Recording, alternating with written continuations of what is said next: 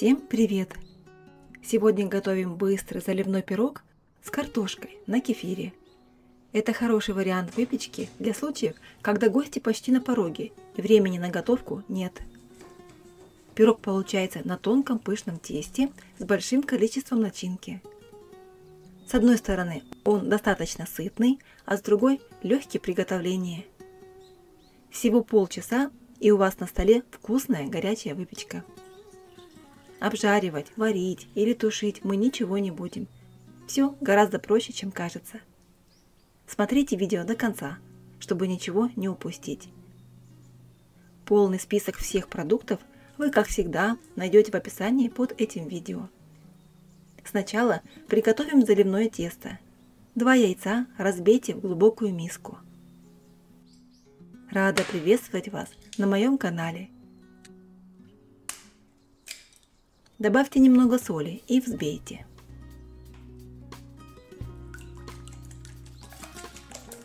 – 330 мл теплого кефира влейте к яйцам и перемешайте. Большое вам спасибо за поддержку меня и моих видео. Добавьте 2/3 чайной ложки соды и пол чайной ложки соли. Размешайте. Кстати, если вы возьмете кефир жирностью больше 3%, тесто получится еще более пышным и нежным. Видите, кефир сразу начинает пузыриться. Это он гасит соду. Возьмем 300 грамм муки. Желательно муку заранее просеять. Можно использовать высшего сорта или цельнозерновую. И добавим в пышную кефирную массу. Добавлять муку надо частями, чтобы было удобно перемешивать. И так постепенно вмешаем всю муку.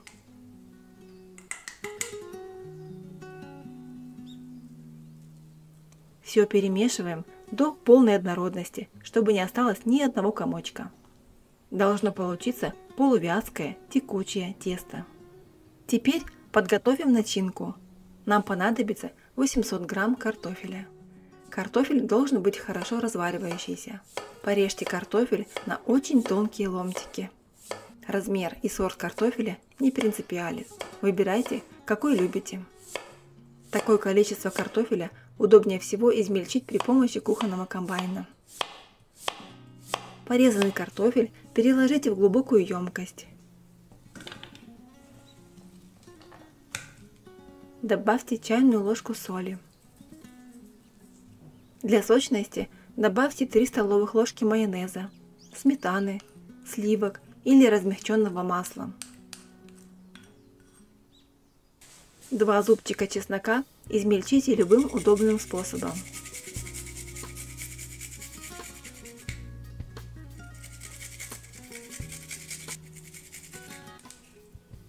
Чистыми руками перемешайте все ингредиенты, так, чтобы каждый ломтик картофеля был в майонезе и чесноке с солью. Небольшой пучок зеленого лука порежьте кольцами. Вместо лука в этом рецепте можно использовать укроп, петрушку или кинзу. Добавьте свежую зелень к картошке.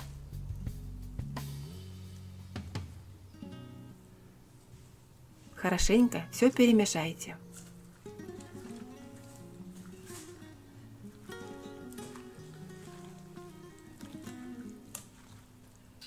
Начинка готова. Подготовьте форму для запекания. Застелите ее пергаментом и смажьте маслом. Моя форма размером 30 на 22 см. Можно взять и меньше. Выложите в форму половину заливного теста. Форма для запекания должна быть достаточной для всего объема теста и начинки. Равномерно распределите тесто по дну формы.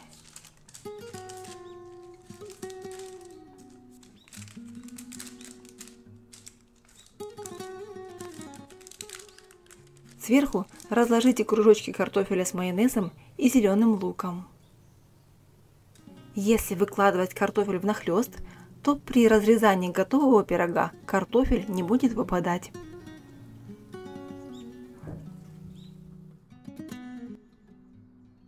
Вылейте остатки майонезного соуса с луком из миски на картошку.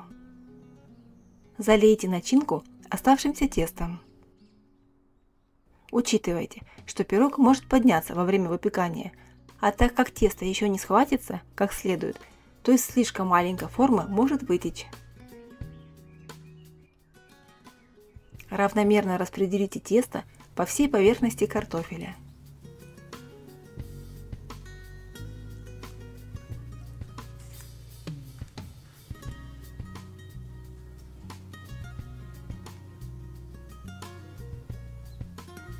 Поставьте пирог в разогретую до 180 градусов духовку и запекайте примерно 40 минут до появления на поверхности румяной корочки.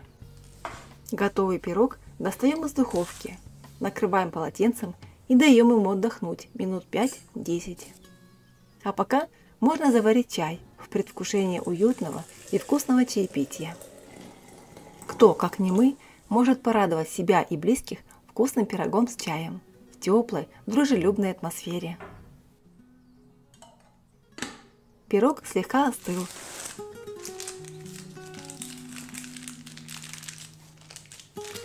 Теперь его можно нарезать на порционные кусочки. Режется он легко. Картофель полностью пропекся. А по кухне разносится приятный аромат выпечки.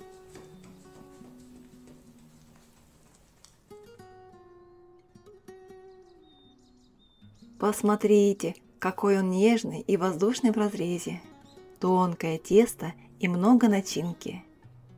Как я говорила в начале видео, для сочности вы всегда можете взять и майонез, и сметану, и сливочное масло, и сливки на выбор. Пирог идеально подойдет для семейного обеда, ужина или для посиделок с друзьями. Этот пирог одинаково вкусен как в теплом, так и в холодном виде. Тесто получается тонкое и пышное, а начинка нежная и сочная. Учитывайте, что духовки у всех разные. Температура и время приготовления могут немного отличаться от указанных в рецепте. Это так вкусно! Этот капустный пирог просто тает во рту. Друзья, это действительно очень вкусно и очень просто. Обязательно попробуйте приготовить. Спасибо за просмотр. Благодарю вас за лайки, комментарии и подписку. Приятного аппетита! Давайте дружить и готовить вместе.